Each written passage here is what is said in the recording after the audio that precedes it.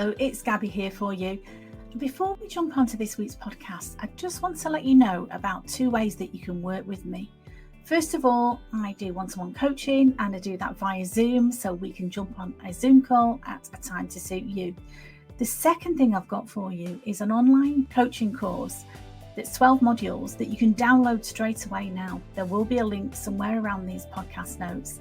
And this is the course that I've designed, and it's got everything in it that I wish I'd have known when I finished cancer treatment and I was lost. So you can download that course now and you can start working towards making this your happiest and healthiest year ever. I'd love to hear from you. Let me know what you think. Take care. Bye-bye.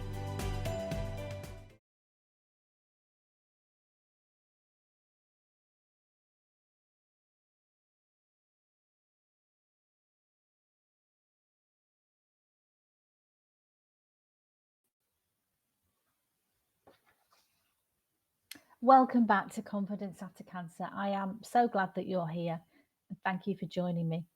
This week, I'm going to go deeper into your home, talking about detoxing. I want to talk about making your home the place that should feel like your safe haven, especially after cancer or any traumatic event. If you are lucky enough to have your own home, I want to talk about ways you can make this a nurturing space that is really going to help your health, your happiness, and to help in any recovery that you're going through. After cancer treatment, many of us return to homes filled with products we never questioned, and now is the time to change that. So in this week's short podcast, I'm going to be talking about the importance of the environment. Secondly, the 3 places that I would recommend that you detox first. And then thirdly, give you some tips on how not to get overwhelmed with all this information that I'm throwing at you. It really can be very simple and very pleasant and very nurturing to be making these changes. Okay, so first of all, thinking about your environment. Your environment is everything around you. It's not just food or exercise, okay? Although those are important, of course they are. But think about your environment as being the quality of the air that you breathe, the fabrics that you wear, the fabrics that you may sleep on in your bed, your soaps. All of these things can affect your healing. You deserve a space that supports your recovery. I've shared my house for many years with my husband. I'm very blessed. And at the time when I had sons living at home as well, they've grown up and moved out now, I always made my bedroom my sanctuary. The rest of my house might sometimes have been in disarray, but my bedroom was always a place that I wanted to be my sanctuary, always clean, always tidy and uncluttered, and somewhere where I could go to relax and to rejuvenate, because that's what your bedrooms should be for, to rejuvenate, to help in your deep sleep that's going to replenish you every night. So I've talked before about the importance of not having anything in your bedroom that might agitate you, anything that might upset you. Please don't keep any work-related things in your bedroom if you don't need to. Very important that your bedroom is a nurturing space to help in your healing and recovery. I'm going to talk next about the 3 places I would recommend to detox first. First of all, the kitchen. There's so much going on in the kitchen. And we all know the study, I think most people know now, there's so many studies about dangers sometimes of non-stick pans, plastic chopping boards, all of these things. And again, I'm not suggesting that you need to throw everything out that you've got already. When you replace something, make a conscious choice to think, could I replace this with something less harmful to my health? Everything around us is either helping or harming our health, but we can make choices. That's the great thing about this. We can make empowered choices. In the kitchen, one of the things I might mention to you is swapping your cling film, if you use that, for beeswax wraps. And that's a very simple thing to do. They're cheap, they're readily available now. These beeswax wraps you can get in nearly every shop now. Think about cling film. You don't want to be wrapping your healthy food into something that's made of plastics that may leach into your food. And again, I don't say this to scare you. I say this to empower you. Think about making some healthy choices. I talked in the last podcast about swapping your plastic containers for glass ones. Glass is much more safe and better for you than any plastics. The dangers of plastics, there's a lot of studies about them, and we're only just beginning to understand the dangers of plastics. But if you can avoid them, great. If you can't, I'm not saying you have to live in a bubble. I'm saying this is real life. Think about the choices that you're making. When you go shopping, where are you spending your money? Okay, the second place that I would say about detoxing is your bathroom, depending on where you're from. So think about all the personal care products that we keep in our bathrooms.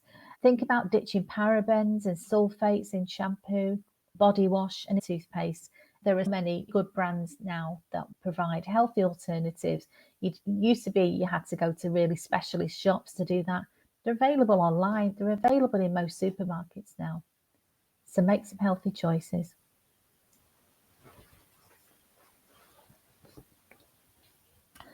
The third place that I would ask you to detox in your home, if you're lucky enough to have a separate laundry room, where you do your laundry is often the most overlooked place to be making some changes.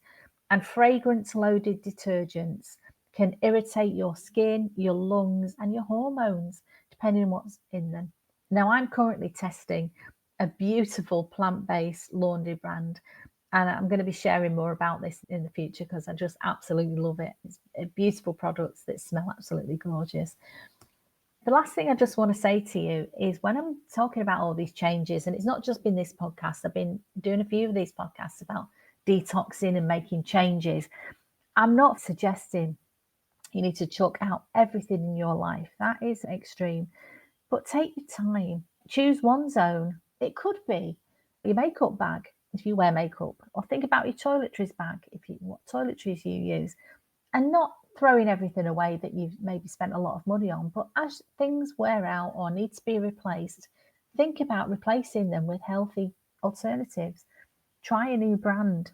A lot of brands now as well have money back guarantees, especially if you buy them online. So there's no harm in trying something that may be better for you. I really want you to ask yourself when you buy something or you use something, especially onto your skin. Remember, I said your skin is the body's largest organ, and what you put onto your skin ends up in your bloodstream. But just ask yourself when you put something on your skin, is this helping or is it harming my recovery? This is not to spread fear. I want for you, my love, is for you to feel empowered and you are making choices every day that your future self is going to thank you for. How wonderful is that? So remember, there's so much going on in the world, and I can get quite despondent sometimes about so much that we can't control. Certainly with a cancer diagnosis, I felt for so long completely out of control. I was just following blindly and to the letter everything my doctors were saying. They were the experts. But now, luckily, I finished my treatment and I can reflect on that and think, actually, I don't want to be passive. I want to be active in my recovery. And this is just one strand of my recovery plan. And this is what I help people with after cancer treatment ends, putting together a personalised recovery plan for them. Most people have experienced some sort of illness, whether it's cancer or something else, but there is so much that you can do to be naturally giving your body everything that it needs to heal itself. You may have heard me say before about how wonderful your body is. If you cut your finger, your body knows what to do to fix that cut.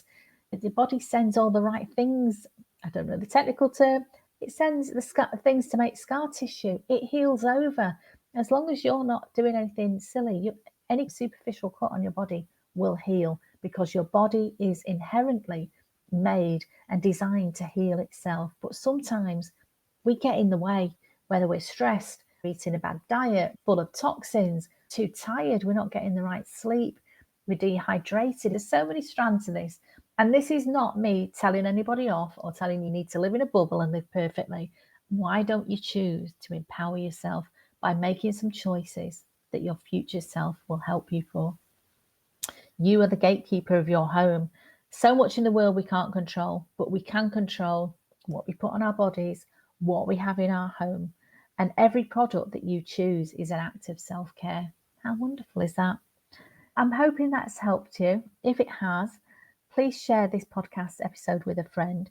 And if you know of a brand that supports natural healing, I would love to connect. Please get in touch. As always, stay safe, stay sane, and I'll speak to you very soon. Thank you. Bye-bye.